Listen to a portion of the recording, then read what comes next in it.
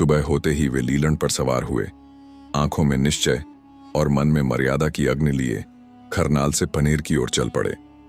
पनेर पहुंचे तो पेमल का चेहरा खिल उठा, पर सास के मन में अब भी वैर की छाया थी। अब क्यों आए हो? सास ने कठोर स्वर में कहा। तेजाजी शांत बोले, मैं वाद विवाद नहीं, अपनी पत्नी को सम्मानपूर्वक ले जाने आया हूं। उत्तर में केवल अपमान मिला।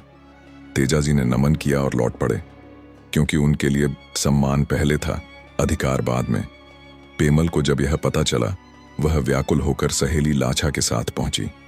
लाछा ने कहा, वीर जी, आज लौटिए मत, मेरी रंगबाड़ी पर ठहर जाइए। तेजाजी मान गए और उस रात वहीं लाछा गुजरी जी के घर रुक गए। रात गहराई, तभी कालियां बालियां डाकुओं ने लाछा की गायें चुरा लीं। सुबह वह रोती हुई बोली, वीर जी, मेरी सारी गायें चोरी हो गईं। तेजाजी तुरंत बोले, मत रो लाछा, मैं वचन देता हूं, तेरी एक एक गाय वापस लाऊंगा।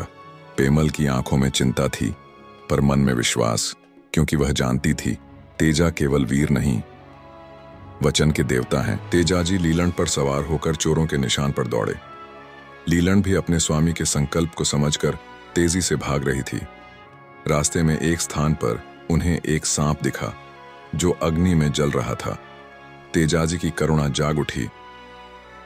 उन्होंने बिना समय गवाए सांप को अग्नि से बाहर निकाला और उसकी जान बचाई। सांप, जो नाग देवता था, व्यथित स्वर में बोला, तुमने मेरी मुक्ति में बाधा डाली। अगर मैं जलकर मर जाता तो मोक्ष पाता। तुमने यह अपराध किया है। तेजाजी ने निष्ठा से उत्तर दिया, मैंने तो तुम्हें बचाया, फिर भी अगर तुम्हें लगता है मैंने भूल की, जो दंड देना चाहो मैं स्वीकार करूंगा। नाग देवता ने कहा, ठीक है, मुझे तुम्हें डसना होगा। तेजाजी दृढ़ रहे, ठीक है, आप मुझे डस सकते हैं, पर अभी मैंने लाछा को वचन दिया है, मैं पहले उन गायों को मुक्त करवा कर आऊंगा, तभी आप मुझे दंड दीजिए। नागदेव तेजाजी की सच्चाई और वचन की दृढ़ता से प्रभावित हुए। उन्होंने कहा, मैं तुम्हारा इंतजार करूंगा, लेकिन लौटना जरूर। तेजाजी बोले, मेरे वचन पर संदेह मत करना नागदेव, जैसे ही गायें लौटा दूंगा मैं वापस आऊंगा।